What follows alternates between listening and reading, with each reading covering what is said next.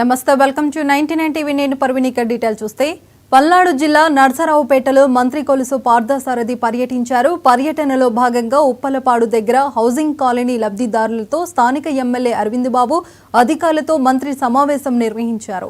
ఈ సందర్భంగా ఆయన మాట్లాడుతూ కూటమి ప్రభుత్వం పారిశ్రామిక రంగంతో పాటు అన్ని రంగాల్లో కూడా రాష్ట్రాన్ని ముందుకు తీసుకెళ్లటంలో అహర్నిశలు కృషి చేస్తుందని అన్నారు.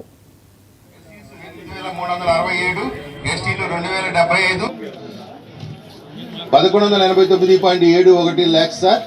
ఓటీఎస్ వాళ్ళకి అమౌంట్ ఎంజీఎన్ఆర్ఎస్ కి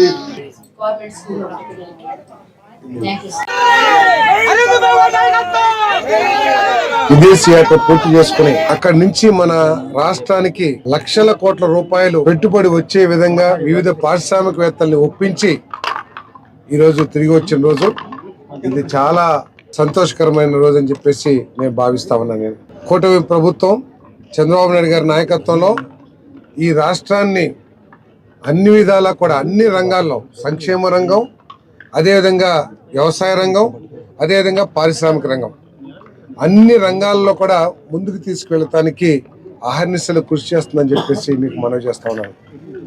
ఈ 6-7 నెలల కాలంలోనే లక్షల కోట్ల రూపాయల పెట్టుబడులు మన రాష్ట్రానికి వచ్చినాయి. ఏదో పేపర్ మీద రాసుకుంటాం కాకుండా వచ్చి మన ప్రభుత్వంతో అగ్రిమెంట్ చేసుకుంటాం. ఆ వచ్చిన వాళ్ళు ఏదో ఆషామాషి వ్యక్తులు కాదు. ప్రపంచ దిగ్గజ సంస్థలు గూగుల్ కానివ్వండి, అదేవిధంగా రిలయన్స్ కానివ్వండి, అదేవిధంగా టాటా కన్సల్టెన్సీ సర్వీస్ కానివ్వండి, అదేవిధంగా గ్రీన్కో కానివ్వండి, ఇవన్నీ కూడా మన రాష్ట్రంలో పెట్టుబడులు పెడతానికి ముందుకొచ్చి అగ్రిమెంట్ చేయటమే కాకుండా భూములు కూడా సేకరించడం మొదలుపెట్టినని చెప్పేసి మనం చేస్తాము.